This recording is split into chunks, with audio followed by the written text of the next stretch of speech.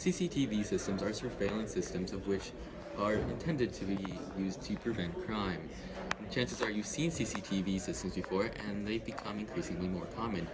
My question, to what extent does the usage of CCTV in public spaces impact crime in the urban cities of the U.S.? Questions the viability of CCTV as a law enforcement tool. I was inspired to research this question due to two stimulus materials found in the documents. The first document is by Francine Prose. In her article, When Librarians Are Silenced, she portrays a narrative of how two security guards assaulted an innocent man. The security footage caught this, and the footage was used to incriminate the men. This is good. However, there are concerns regarding CCTV, as portrayed by Banksy's graffiti in the corner there. There have been controversy regarding the privacy implications of CCTV, and this sharp contrast has brought me to question the balance and the compromises that we as a society have to make. My approach to evaluate CCTV brought me to research three major points: the privacy infringements, the effectiveness of CCTV on crime, and the fundamental issues of CCTV. Overall, I found that CCTV was a bad measure to prevent crime. Firstly, CCTV is a severe liability to our privacy. CCTV has no effective regulation to prevent abuse of the system. The U.S. was found to have no policies or guidance or procedures to guide CCTV. On the other hand, the UK does have a preventative measure known as the DPA. Unfortunately, as Tommy McNulty, the Minister of State for Security, Counterterrorism, and Police, states that it is too restrained to be fully functional. The DPA is refrained from being able to enforce the code of practice, making it pretty useless in solving this issue. The second problem with CCTV is that it doesn't actually work.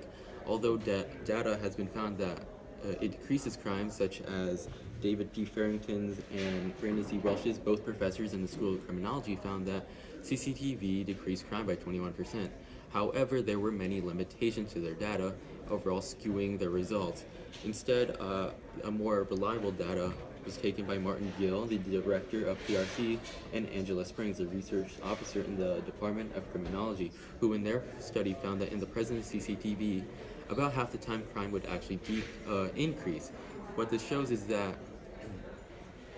there are too many variables to properly discern the effects of CCTV, and overall I interpreted this data and concluded that CCTV's effect on crimes were too insignificant to be observable.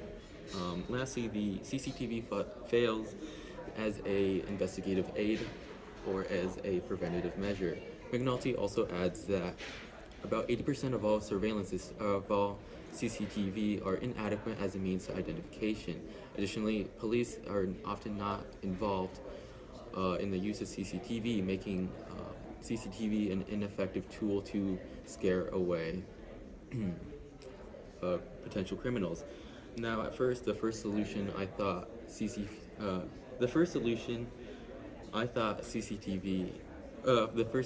CCTV was to